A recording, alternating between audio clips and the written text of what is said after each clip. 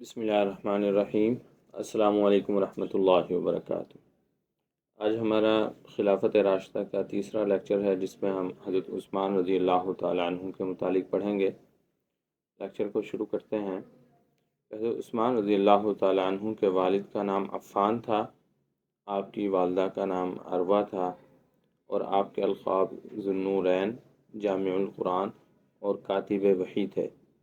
ذو النورین آپ کو اس وجہ سے کہا جاتا ہے کہ آپ صلی اللہ علیہ وسلم کی دو بیٹیاں آپ کے نکاح میں آئیں، اسی وجہ سے آپ کو ذو النورین کہا جاتا ہے۔ اور جامع القرآن اس وجہ سے کہا جاتا ہے کہ آپ رضی اللہ تعالیٰ عنہ نے امت کو ایک قرات پر جمع کیا، اس وجہ سے انہیں جامع القرآن کہا جاتا ہے۔ آپ رضی اللہ تعالیٰ عنہ کا تعلق خاندان بنو امیہ سے تھا، اور بنو امیہ کے خاندان کے ہاتھ میں قریش کی لیڈرشپ تھی۔ آپ صلی اللہ علیہ وسلم سے 5ویں پشت پر آپ کا نسب ملتا ہے۔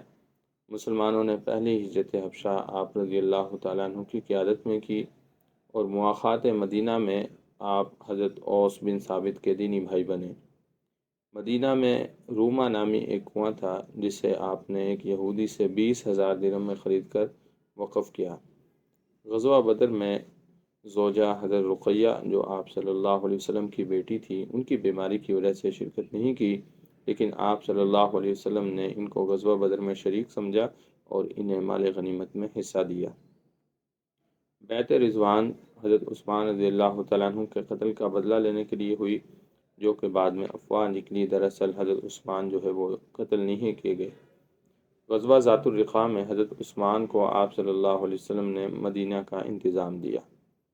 حضرت عثمان نے غزوہ تبوک میں آدھے لشکر کا خرچ برداشت کیا، اور 28 ہجری میں حضرت معاویہ رضی اللہ تعالیٰ عنہ کے کہنے پر قبرص کو فتح کرنے کے لیے پہلا اسلامی بیڑا تیار کروایا۔ پہلے امیر البحر عبداللہ بن قیس ہیں۔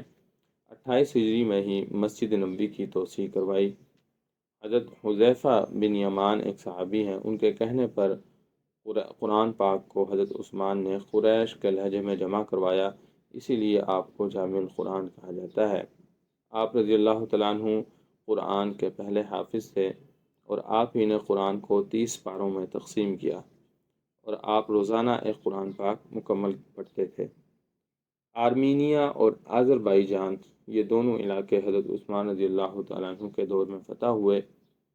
18 ذی الحج 35 ہجری کو سودان بن حمران ایک شخص تھا، اس نے گھر میں گھس کر آپ کو شہید کیا۔ آپ رضی اللہ تعالیٰ عنہ کو بچاتے ہوئے آپ کی بیوی حضرت نائلہ کی 3 انگلیاں کٹ گئیں، اور آپ کا جنازہ حضرت جبیر بن مطعم رضی اللہ تعالیٰ عنہ نے پڑھایا، اور آپ کے جنازے میں صرف 17 افراد نے شرکت کی، کیونکہ اس وقت مدینہ کے اندر باغیوں کا کنٹرول تھا۔ شہادت کے وقت آپ کی عمر 82 سال تھی۔ جنت البقیع میں آپ مدفون ہیں۔ شہادت کے وقت آپ رضی اللہ تعالیٰ عنہ سورۃ بقرہ کی تلاوت فرما رہے تھے۔ مدت خلافت آپ کی 24 ہجری سے 35 ہجری، یعنی 12 دن کم 12 سال ہے، جو کہ تقریباً 644 عیسوی سے 656 عیسوی تک ہے، اور چاروں خلفاء میں آپ کی جو مدت خلافت ہے وہ سب سے زیادہ ہے۔ یہ آج کا ہمارا لیکچر تھا۔